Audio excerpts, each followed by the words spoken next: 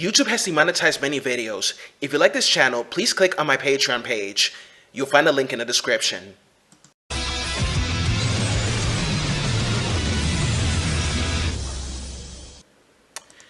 Hey Ranger fans, this is John, host of Video Games in the World, and welcome to Power Ranger Wednesdays. Today's episode, I'm going to be talking about the one and only Zack Taylor.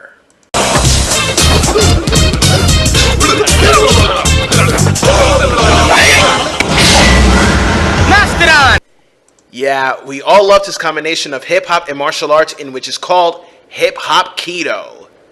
Not to mention, we all loved how funny he really was in so many ways, and even his attempts to woo a girl named Angela.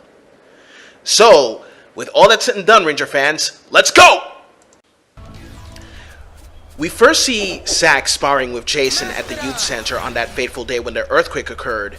When Zordon introduced himself, Zack was the most skeptical of the team, but then discovered that he was the right guy for the job to be the Black Mighty Morphin Power Ranger and control the Mastodon sword. A very enthusiastic, upbeat person, he was very close with his friends, Jason Lee Scott, Billy Cranston, Trini Kwan, and Kimberly Ann Hart.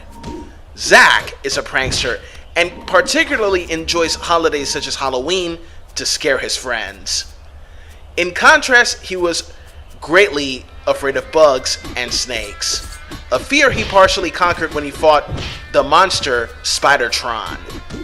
He enjoys dancing every chance he gets and even developed his own fighting style, hip-hop keto, which he occasionally taught, mostly the kids of course.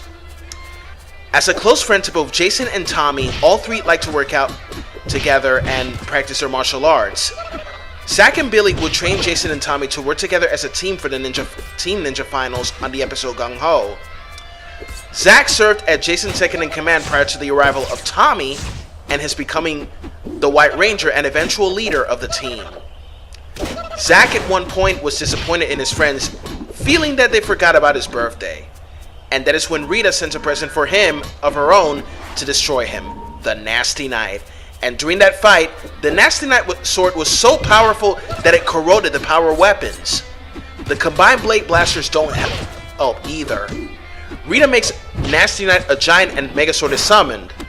Black Ranger realizes that Knight is winning because he's reflecting their energy. The solution? Reflect Knight's energy along with sending forward some of their own. Megazord's eyes shoot some of the energy that freezes Knight's sword in place. Nasty Knight's blade is cut in half, and Megazord finishes the monster off. Rita retreats back to the moon where she angrily blames her lackeys for the failure. Back at the youth center, the gang brings Zack to his surprise party, and they happily celebrate. Ladies and gentlemen, I gotta say that was a much better birthday party than what you see in 16 Candles? Just kidding, 16 Candles. Throughout the remainder of the first season, Zack attempts to gain the affections of a fellow student called Angela, though she would turn him down several times before conceding to go on a date with him. When their date was ruined by a monster attack, Zack's chances with Angela seemed slim. However, he refused to give up and succeeded in making amends with her after several ruined attempts, earning a kiss on her lips for his efforts. Wow. When Lord Zed came to Earth for his own ambitions, Zordon gave the Rangers new swords to battle Zed's more powerful monsters. Zack gained control of the Lion Thunder Sword. Later on, a peace conference was soon held to be attended in Switzerland, and only 3 teenagers were selected to go. Zack, along with Jason and Trini, were selected. With his zest for living, upbeat attitude, and charm, Zack was a natural choice at the peace conference. 3 of their friends, Adam Park, Rocky De Santos, and Aisha Campbell, will replace them as Rangers. Zack's last Ranger mission was to find the Sword of Light, which he would use to transfer the Ranger powers. Adam became Zack's successor as the new Black Ranger. His current whereabouts are unknown, but it is possible he may have returned to his normal life. Zack was later seen in a chronicle of Power Ranger history compiled by Tommy Oliver shortly after he formed the Dino Thunder team. Zack's power somehow returned and took a part in the legendary battle in which, along with all the other legendary Rangers, helped the Megaforce team defeat the Armada. And that's pretty much it for Zack, ladies and gentlemen. Now, I was happy when Jason returned in Zeo, but I was kind of hoping that Zack would also return in Once a Ranger, and instead they chose Adam. It's not that I hate Adam Park, it's just that it would have made more sense to bring him back. He's the original Black Ranger after all. Now, before we wrap this up, Walter Jones being the Black Ranger sparked some controversy. According to Tony Oliver at Power Morphicon 2007, the producers were unaware of this being racially insensitive until the 10th episode. However, according to IMDb, Walter Jones was originally cast as Billy, the Blue Ranger, but it was Jones' idea he be cast as Zack, saying he'd be more recognizable as a Black Ranger, so he was recast.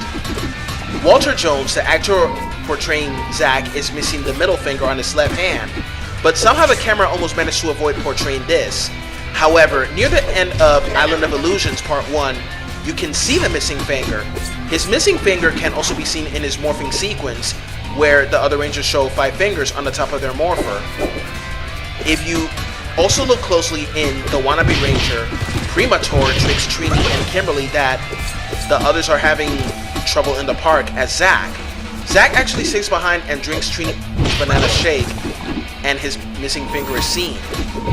And in the end of Switching Places, he is talking to Zordon on his communicator. His missing finger can be seen. Now, I can say that is all for Zack, ladies and gentlemen. Remember to comment, share, support on Patreon and on Facebook and Twitter.